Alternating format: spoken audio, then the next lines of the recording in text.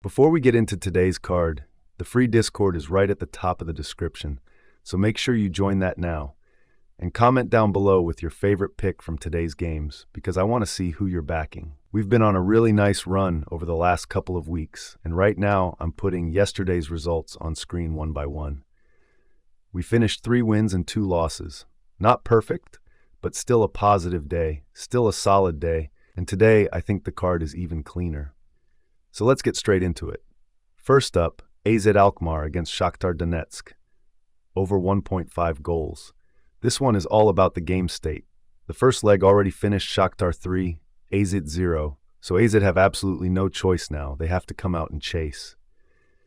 And the big thing I like here is that UEFA's match facts say Shakhtar are unbeaten in their 8 away Conference League matches this season, winning the last 5, so they're not the kind of team that usually just goes away from home and disappears.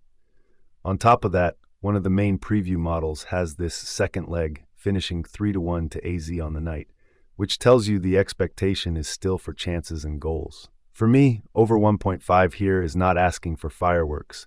It's just asking this tie to keep behaving the way it already has. Next up, Strasbourg against Mainz. Over 1.5 goals. Again, this is another spot where the scoreline from the first leg does a lot of the work for us. Mainz are already 2-0 up in the tie, which means Strasbourg have to push at home. UEFA's facts page says Strasbourg have lost just 1 of their 33 home European matches, but it also says Mainz have not conceded in their last 4 Conference League games. That is exactly the kind of mix I like for an over. One side forced to attack, the other side organized enough to punish them.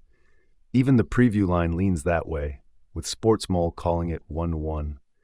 That's all we need here: pressure, urgency, and 2 moments of quality.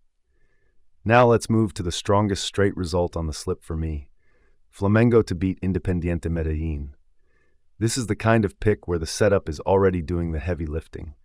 Flamengo are at the Maracanã. They opened the group with a 2-0 win at Cusco, and in that game they produced 19 attempts and 10 shots on target, which is exactly what you want to see from a side you're backing to win again. Medellín were decent in their opener. They drew 1-1 with Estudiantes and had more possession and more attempts. So I'm not saying they're useless.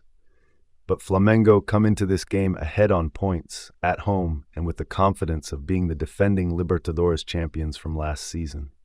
Same-day previews are leaning strongly toward the Brazilian side too, with Sportsmole going as far as 4-0 Flamengo. So this isn't just a big-name pick. It's home advantage, stronger opening round numbers, and a team that knows how to handle this competition.